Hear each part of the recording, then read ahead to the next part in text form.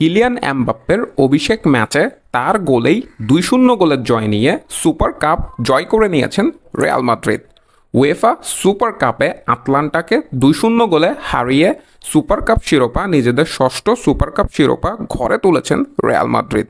সে সাথে মাদ্রিদের কোচ হিসেবে 14টি শিরোপা জয়ের রেকর্ড করেছেন কার্লো আনচেলত্তি। সর্বোচ্চ এবং সবচেয়ে বেশি উয়েফা সুপার কাপ এখন রিয়াল মাদ্রিদের দখলে। এ ম্যাচে এমবাপ্পেকে শুরু থেকেই একাদশে রেখেছেন কার্লো আনচেলত্তি এবং আস্থার প্রতিদান দিয়েছেন মাদ্রিদ ভক্তদের। এমবাপ্পে দারুণ পারফর্ম করতে দেখা গিয়েছে তাকে এই ম্যাচে। মিডফিল্ডে চুমানির সাথে জুড বেলিংহাম এবং ফেদেরিকো ভালভার্দেকে দেখা গিয়েছে।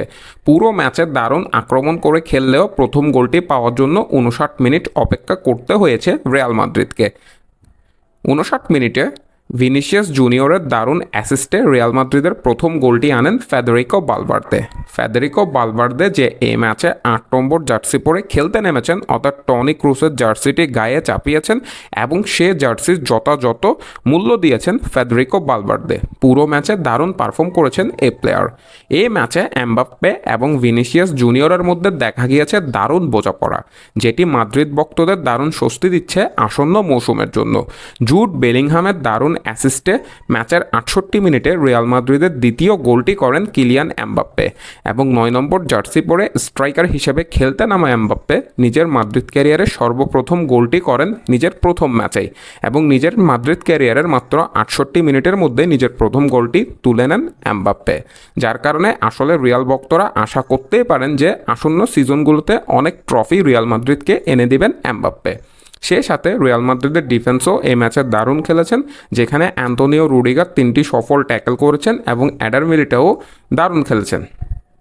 পুরো ম্যাচে 52 বল নিজেদের দখলে রেখেছেন রিয়াল মাদ্রিদ এবং 13টি শট করেছেন, যার মধ্যে 6টি শট অন টার্গেট ছিল। পুরো ম্যাচে 87 পাসিং সফলভাবে সম্পূর্ণ করেছেন রিয়াল মাদ্রিদ দল। রিয়াল মাদ্রিদের মিডফিল্ড এবং অ্যাটাকের মধ্যে দারুণ বোঝাপড়া এই ম্যাচে দেখা গিয়েছে, যা সম্পূর্ণ কৃতিত্ব দিতে হবে জুড বেলিংহাম, চুমানি এবং ভিনিসিয়াস জুনিয়রের মতো প্লেয়ারদেরকে।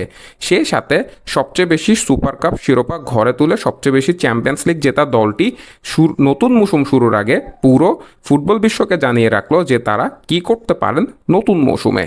কিলিয়ান এমবাপ্পের অন্তর্ভুক্তি রিয়াল মাদ্রিদের শক্তি এবং রিয়াল মাদ্রিদ স্কোয়াডের ব্যালেন্স আরও কয়েক গুণ বাড়িয়ে দিয়েছে, সেটি এই ম্যাচে বোঝা যায়। এই ম্যাচে ম্যান অফ দ্য ম্যাচ নির্বাচিত হয়েছেন জুড বেলিংহাম, যে একটি অ্যাসিস্ট করেছেন এবং পুরো ম্যাচে অনেকগুলো পাস সফলভাবে সম্পন্ন করেছেন। মাহের আহমেদ মাহি, এমএস থিংওয়ার্ডস।